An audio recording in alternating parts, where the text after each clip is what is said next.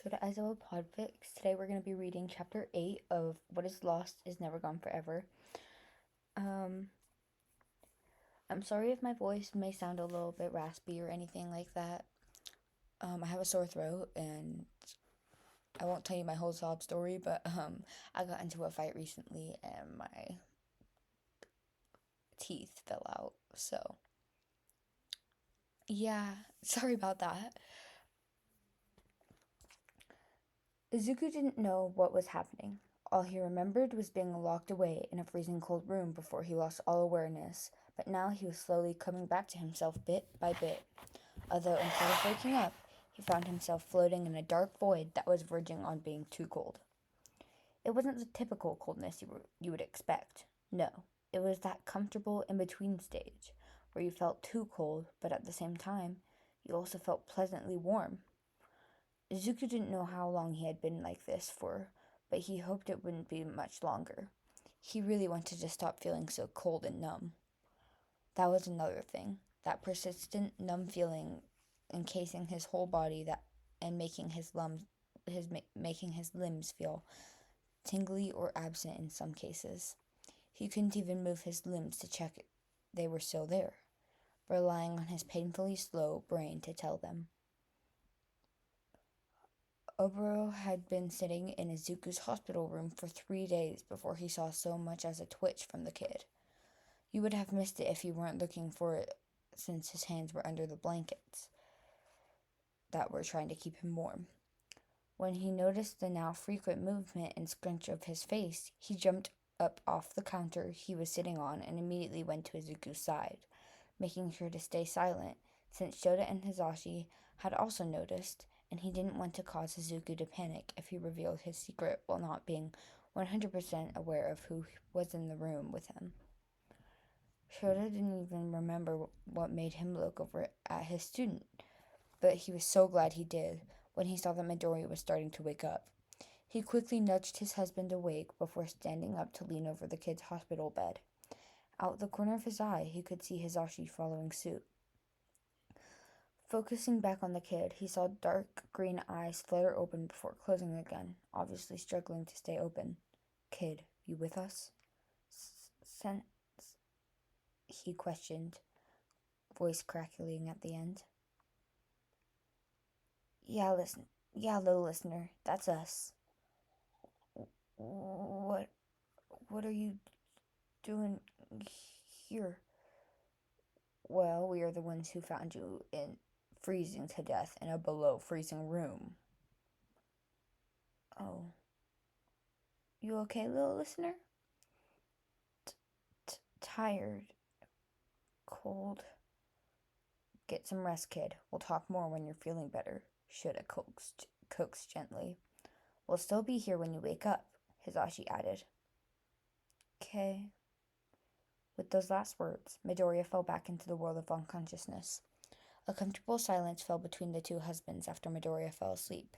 They were both relieved, knowing that their student was actually okay, although Hizashi was much more open about the fact than Shota was. So the little listener woke up. "I know, I was right here when it happened." "Yep, so now you can't say anything about my buying stuff for him, because we now officially know he will be okay." He grinned proudly. "Well played, Zashi. But I still think the art stuff was too much," Shota replied with rolling eyes. Yeah, but you can't say the other stuff isn't needed." "I guess the blankets and stuffed bunny will probably be helpful in keeping him calm," Shota relents. "See, I knew you would understand." Hizashi smiled happily. "Whatever, since you're so happy about it, why don't you switch out his blanket from the hospital provided onto the one you brought?" "That's a great idea," he exclaimed happily. Getting out of his seat, Hizashi walked over to the shopping bags, taking the giant, fluffy blanket out. He made his way back to the kid and proceeded to remove the hospital blanket and quickly replace it with the one he bought.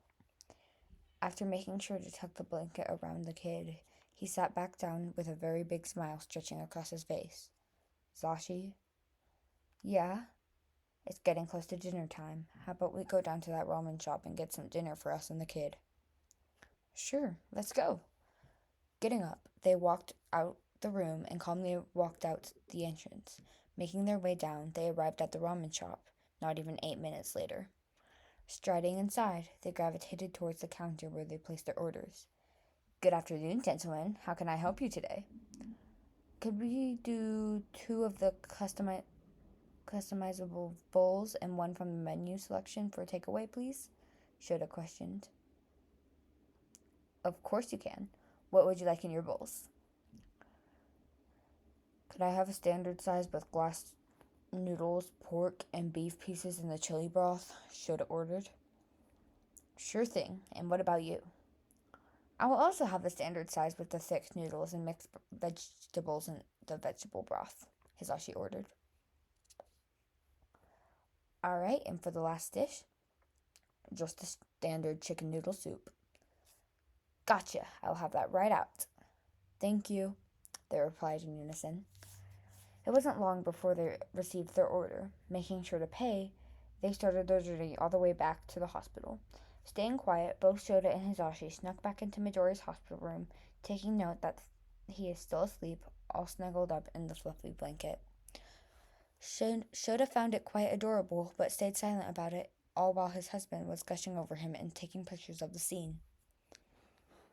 The sad part was they had to now wake him up from his severely needed sleep in order to get some real food into him. With those thoughts in mind, Shota walked forward and gently shook the kid awake. What? Hey kid, it's time. It's dinner time. We brought you chicken noodle soup, Shota murmured quietly. Tired. I know you are, but you also really need to eat some proper food because you probably haven't eaten in a while. Am I right? Yeah, okay. So, little listener, your core temperature is high enough for us to sit you up while not being fully under the blanket. So let's get you sat up and fed. With the help of both his teachers, Midoriya was able to sit up while leaning against the pillows. His English teacher insisted on stacking behind him. The first thing he noticed was how delicious the food they placed in front of him tasted. The second thing is the blanket that was now pulled at his waist. It was a really fluffy blanket with embroidered bunnies on it, which looked too expensive to be a hospital blanket. Kid listener, are you with us? His English teacher's voice brought him out of his thoughts. Sorry about that. Kid, little listener, are you with us? His English teacher's voice brought him out of his thoughts. Looking over, he found his teachers looking at him with worry etched into their face. Huh? Oh, I was just wondering where this blanket came from, because it's not the one I fell asleep with, and it looks too expensive and too good quality to be a hospital blanket. We brought that for you, kiddo. What? But why? He asked quietly. Well, kiddo, you deserve a comfort item with everything that's been going on. But you shouldn't be wasting your money or time on me. I don't deserve it, he whispered. Midoriya, don't talk like that. You deserve being loved.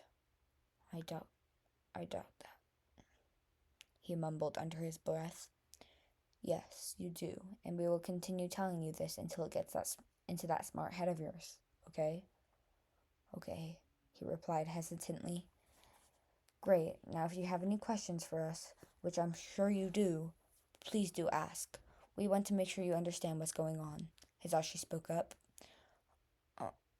Aizawa doesn't call me Shota or Sho Kid. Right, you can call me Hisashi or Zashi. Is there anything you would prefer us to call you? Just Izuku is fine. Great. Sounds good. Now what were you going to ask? I was just wondering what would happen to me now.